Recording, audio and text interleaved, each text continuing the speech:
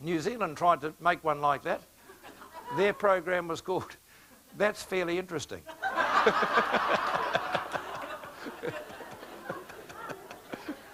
There's just not much excitement over there, honestly. We have been described as a passionless people. A passionless people. Honestly, it's just like that.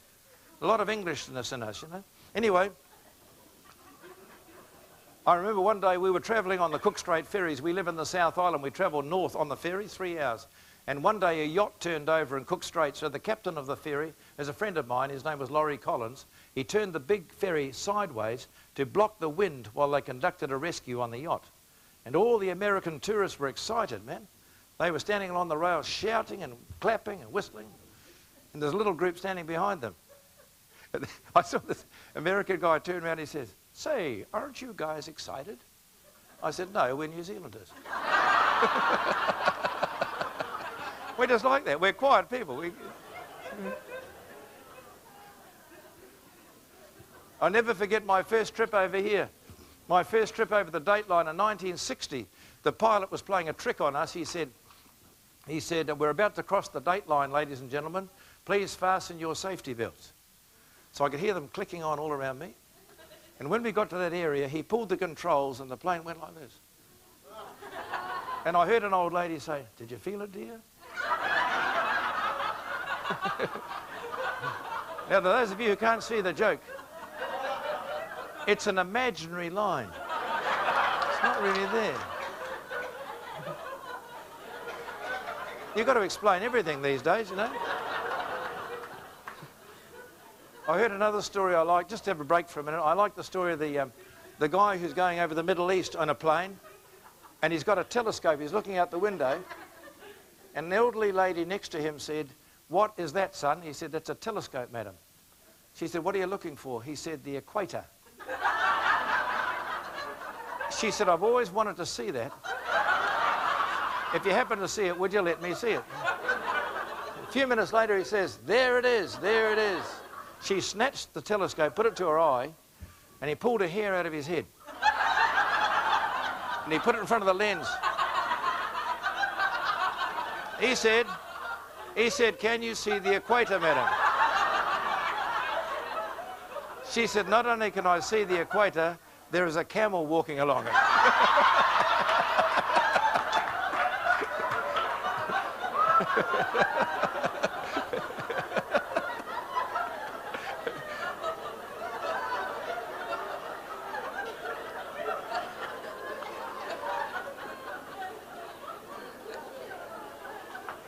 And so in the year 1961, some of you will know that the International Monetary Fund came to New Zealand in 1961 and they said to our Prime Minister, "Would you like some money? Can we lend you some money?" Now, we didn't need to borrow the money. We were doing so well. Farmers in Aussie and New Zealand in 1961 were doing very well indeed. They were carrying hay bales in the back of their cars. Everything was great, you know. And then in 1961, our Prime Ministers of the day borrowed money from the IMF. They should never have done it. The Prime Minister of New Zealand was called Sir Keith Holyoake. The Prime Minister here was called Menzies. I asked that last time I was here. Someone called it Harold Holt, remember? And some of you may remember Harold Holt, the man who disappeared at the beach. I met a man in Queensland one time, and he said to me, "Did you know that the same frogman that killed Harold Holt is the same frogman that killed Robert Maxwell of his yacht?" I said, "Where did you hear that?"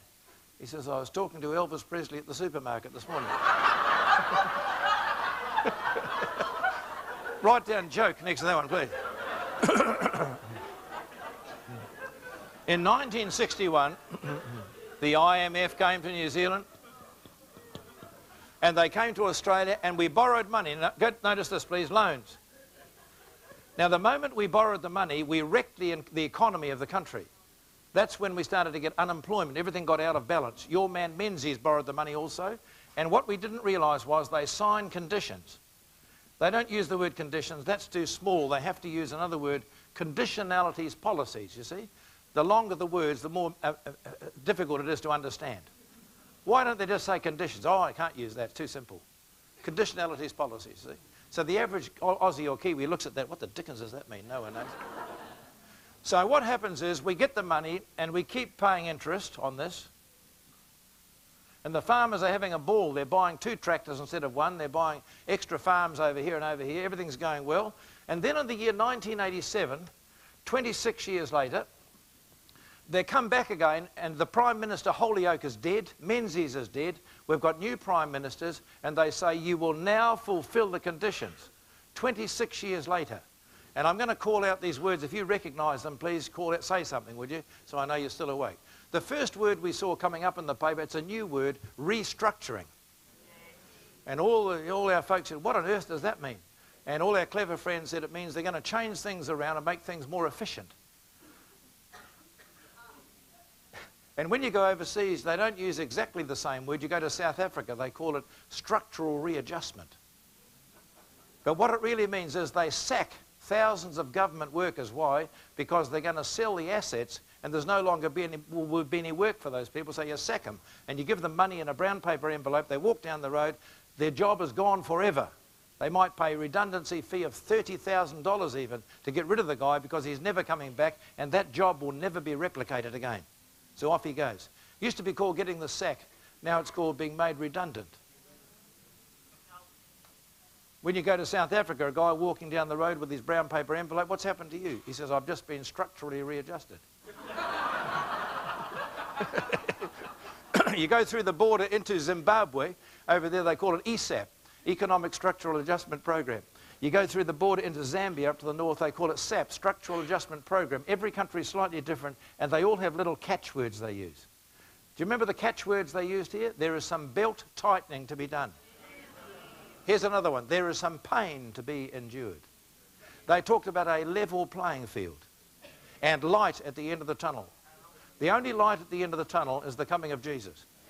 You believe me? So with all these funny little catchwords, the next word we saw in the paper a few days later was corporatisation. The word is so big, it's not even in the dictionary. It's so new too.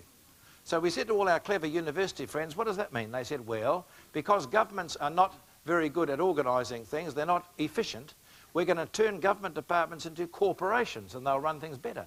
And all the Kiwis said, oh, good. We woke up a few mornings later, the new word is privatisation. We said, what does that mean? Never seen it before. This is 1987. It's a new word, you see. Never seen it. And they said, oh, it's going to make things more efficient because these corporations are going to be taken out of government hands and put into private hands. They're better at business. And all the Kiwis said, oh, good. Next few mornings later, we wake up, the new word in the paper is shares. We smell a rat. Sniff, sniff. We say, you're not selling these shares overseas, are you? Oh, no, says the government. We're only selling 49% overseas, and we're keeping 51% in the country. And all the Kiwis said, oh, good. Because you see, look, 49% overseas, and then 51% in the country. Now, we went to preach in a place called Sri Lanka. You've heard of that? Which used to be called Ceylon. And while I was speaking there to this massive meeting, we had big meetings there in Colombo, I said, what is your catchword here? And I laughed when they said it. It's so funny. You wouldn't guess their catchword. Their catchword is peopleisation.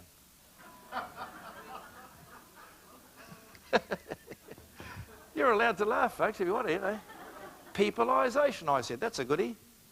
And I said, what does that mean, for goodness sake? They said that when they sell the government departments, they sell 49% overseas, they keep 51% in the country. Those are called the peopleisation shares.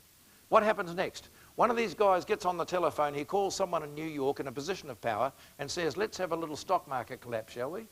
So they rocked the stock market for 24 hours. Do you remember it went down some time ago?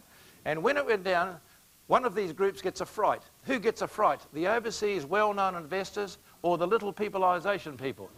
These little people get a fright. They sell their shares to these guys, and at that point, what used to be yours is gone forever.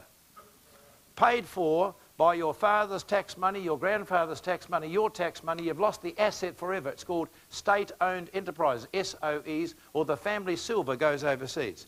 So when you see the word privatisation in future, add another word to it, and the word is goodbye. And another word, forever. You will never see it again. It's gone.